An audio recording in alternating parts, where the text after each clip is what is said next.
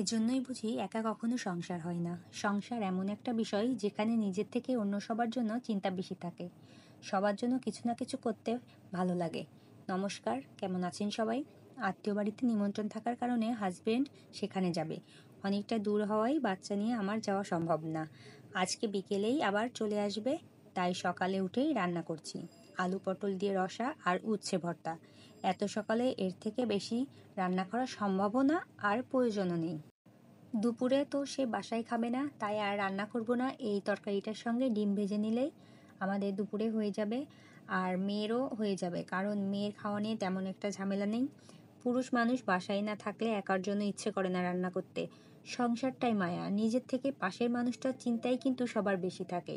এদিকে আলু পটলের রসা রান্নার জন্য প্রথমে আলু পটল ভেজে নিয়েছি, তারপর তেলে ফোড়ন দিয়ে মশলাটা কষিয়ে নিচ্ছি। মশলা ভালোভাবে কষানো হয়ে গেলে দিয়ে দিচ্ছি আগে থেকে ভেজে রাখা আলু পটলগুলো। আবারও এখন কিছুক্ষণ কষিয়ে নেব। ভালোভাবে কষিয়ে নেওয়ার পর যখন মশলা থেকে তেলটা ছেড়ে দেবে, তখন দিয়ে দেব পরিমাণ মতো জল। খুব অল্প উপকরণেই রান্নাটা করছি, এমন সিম্পলভাবেও রান্না করলেও কিন্তু টেস্ট যথেষ্ট ভালো আসে। সবসময় বেশি উপকরণ দিয়ে যে রান্না করলে রান্না ভালো হবে তা কিন্তু না। তাছাড়া রান্নার তো কোনো ধরাবাঁধা নিয়ম নেই, যে যেমন খেতে পছন্দ করে। 4 থেকে 5 মিনিট জাল করার পর নামানোর আগে দিয়ে দিচ্ছি সামান্য চালের গুঁড়া আর গরম মশলা বাটা। তারপর আবারও 1 থেকে 2 মিনিট মতন রান্না করব, আর ঝোল যখন গাঢ় হয়ে আসবে তখন নামিয়ে নেব। ঝোল কিন্তু অনেকটাই গাঢ় হয়ে এসেছে। এখন চুলার আঁচটা বন্ধ করে কিছুক্ষণ রেখে দেবো চুলার ওপর। আর এই যে তারপর নামিয়ে নিলাম। কালারটা কিন্তু বেশ ভালোই এসেছে। এখন হচ্ছে বিকেল টাইম, মেয়ের জন্য দুধ জাল করছি ওকে খাওয়াবো বলে। আর ওর খাওয়ার টাইম হয়ে গেছে, দুপুরে ঘুম থেকে ওঠার পর ওকে দুধটাই খেতে দিই। ওর জন্য দুধ জাল করে নামিয়ে নিয়ে আবারও দুধ জাল করতে বসালাম সেমাই রান্না করব বলে। আগামীকাল শুক্রবার, হাজব্যান্ডের ছুটির দিন, বাসায় থাকবে। দেখা যায় বৃহস্পতিবারে রান্না করে রাখলে শুক্রবারে শান্তিতে খেতে পারে, অবসর সময় কাটায়।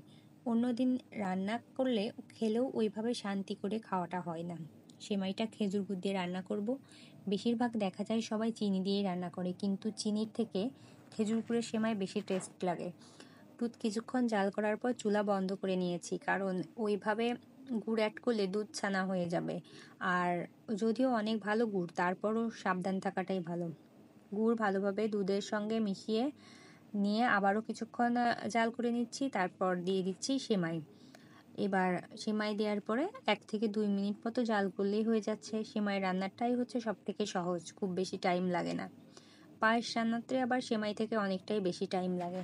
সেমাইগুলো আগে থেকে হালকা করে ভেজে রেখেছিলাম, আর তারপর এই যে রান্না শেষ করে সবগুলো আলাদা আলাদা পাত্রে ঢেলে নিচ্ছি।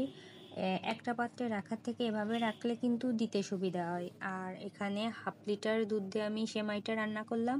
খেজুর গুড় দিয়ে রান্না করলে রঙটা খুব সুন্দর আসে। তাহলে ভিডিওটি আজকে এখানেই শেষ করছি। সবাই ভালো থাকবেন, সুস্থ থাকবেন। সবাইকে টাটা, বাই বাই।